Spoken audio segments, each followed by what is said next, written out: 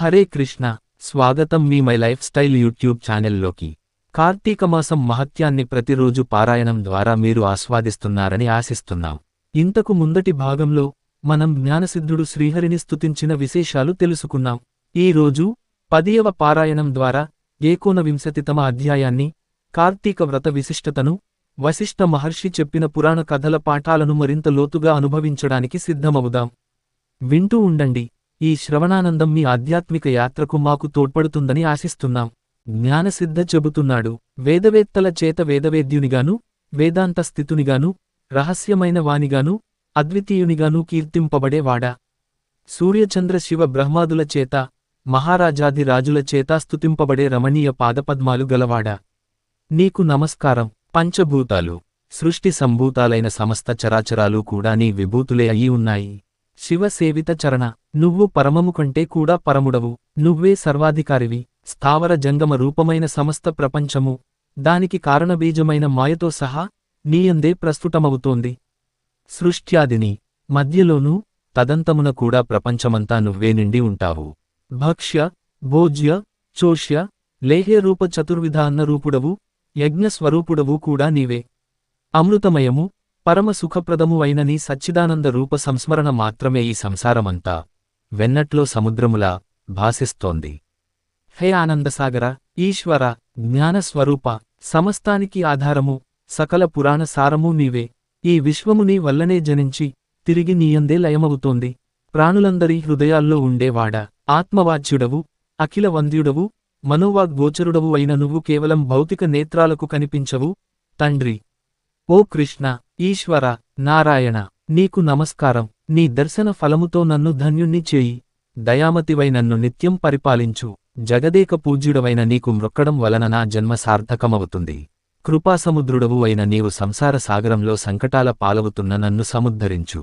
హే శుద్ధచరిత, ముకుంద, త్రిలోకనాథ, త్రిలోకవాసి, అనంత, ఆదికారణ, పరమాత్మ, పరమహంసవతి, పూర్ణాత్మ, గుణతీత, గురు, దయామయ విష్ణు, నీకు నమస్కారం.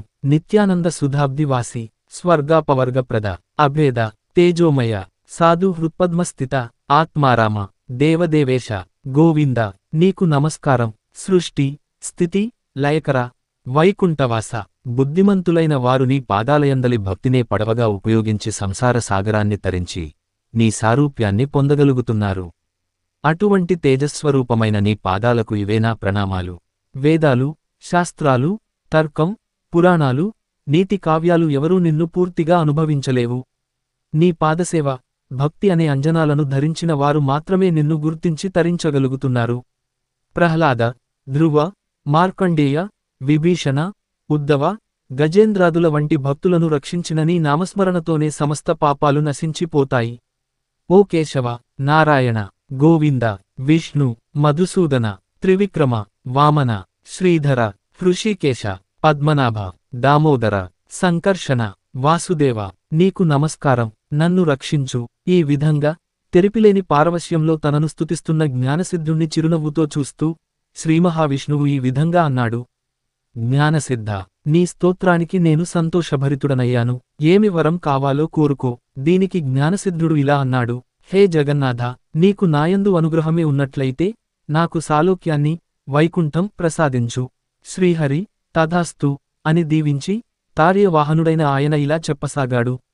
జ్ఞానసిద్ధ, నీ కోరిక నెరవేరుతుంది. కాని అత్యంత దురాత్ములతో నిండిపోతున్న ఈ నరలోకములో మహాపాపాత్ములు సైతం సులువుగా తరించే సూత్రాన్ని చెబుతున్నాను, విను. సత్పురుష, నేను ప్రతి ఆషాఢ్ శుద్ధ దశమినాడు లక్ష్మీ సమేతుడనై పాలసముద్రంలో పవళించి కార్తీక శుద్ధ ద్వాదశినాడు మేల్కొంటాను. నాకు నిద్రాసుఖాన్నిచ్చే ఈ 4 నెలలలో ఎవరైతే సద్వ్రతాలను ఆచరిస్తారో వారు విగతపాపులైనా సాన్నిధ్యాన్ని పొందుతారు. విజ్ఞులు, వైష్ణవులు అయిన నీవు, నీ సహవ్రతులు కూడా నేను చెప్పిన చాతుర్మాస్య వ్రతాచరణను చేయండి. చాతుర్మాస్య వ్రతాచరణ శూన్యులైన వారు బ్రహ్మహత్యా పాతక ఫలాన్నే పొందుతారని తెలుసుకోండి. నిజానికి నాకు నిద్ర, మెలకువ కల అనే అవస్థాత్రయం మేదీ లేదు. నేను వానికి అతీతుడను. అయినా నా భక్తులను పరీక్షించటానికి నేనలా నిద్రామిషతో జగన్నాటక రంగాన్ని చూస్తూ ఉంటాను. చాతుర్మాస్యాన్నే కాకుండా నువ్వు నాపై చేసిన ఈ స్తోత్రాన్ని త్రికాలములందు పఠించేవారు కూడా తరిస్తారు. వీటిని లోకంలో ప్రచారం చేసి లోకోపకారానికి నడుం కట్టు. ఈ విధంగా చెప్పి శ్రీహరి జ్ఞానసిద్ధుని ఆశీర్వదించి తన దివ్యరూపంతో అభయమిచ్చాడు. ఆదినారాయణుడు లక్ష్మీ సమేతుడై ఆషాఢ శుక్ల దశమినాడు పాలసముద్రాన్ని చేరి శేషతల్పముపై శయనించాడు. అంగీరస చెబుతున్నాడు, ఓయి నీవడిగిన చాతుర్మాస్య వ్రత మహిమ ఇది. దురాత్ములైనా పాపులైనా సరే హరిపరాయణులై ఈ చాతుర్మాస్య వ్రతాచరణ చేసే బ్రాహ్మణ, వైశ్య, క్షత్రియ, శూద్ర, స్త్రీజాతుల వారందరూ కూడా తరించి తీరుతారు. ఈ వ్రతాన్ని చేయని వారు గోత్రహత్య ఫలాన్ని, కోటి జన్మల సురాపాన పాపాన్ని పొందుతారు. శ్రద్ధాభక్తులతో ఆచరించేవారు 100 యజ్ఞాలు చేసిన ఫలాన్ని, అంత్యంలో విష్ణులోకాన్ని పొందుతారు. జనకుని కోరికపై వశిష్ఠుడు ఇంకా ఇలా చెప్పసాగాడు, ఓ మిథిలారాజ్య ధౌర్యయ, ఈ కార్తీక మహాత్మ్యమును గురించి అత్యగస్త్యమునుల మధ్య జరిగిన సంవాదమును తప్పనిసరిగా తెలుసుకోవాలి. ఒకనాడు అత్రి మహాముని అగస్త్యుని చూచి ఇలా అన్నాడు, కుంభ సంభవ, లోకత్రయోపకారము కోసం కార్తీక మహాత్మ్య బోధకమైన ఒక హరిగాథను వినిపిస్తాను విను. వేదముతో సమానమైన శాస్త్రముగాని, ఆరోగ్యానికి ఏడైన ఆనందముగాని, హరికి సాటి అయిన దైవముగాని, కార్తీకముతో సమానమైన నెలగాని లేవయ్యా. కార్తీక స్నాన, దీపదానాలు, విష్ణుర్చనల వలన సమస్త వాంఛలు సమకూరుతాయి. ముఖ్యంగా కలియుగ ప్రాణులు కేవలం విష్ణుభక్తి వలన మాత్రమే విజయ, వివేక, విజ్ఞాన, యశోధన, ప్రతిష్ఠ, సంపత్తులను పొందగలుగుతారు. ఇందుకు సాక్షిగా పురంజయుని ఇతిహాసాన్ని చెబుతాను. త్రేతాయుగంలో సూర్యవంశక్షత్రియుడైన పురంజయుడనే వాడు అయోధ్యను పరిపాలించేవాడు. సర్వశాస్త్రవిదుడు, ధర్మజ్ఞుడు అయిన ఆ రాజు అత్యధికమైన ఐశ్వర్యం కలిగి ఉండటంతో అహంకారానికి లోనయ్యాడు.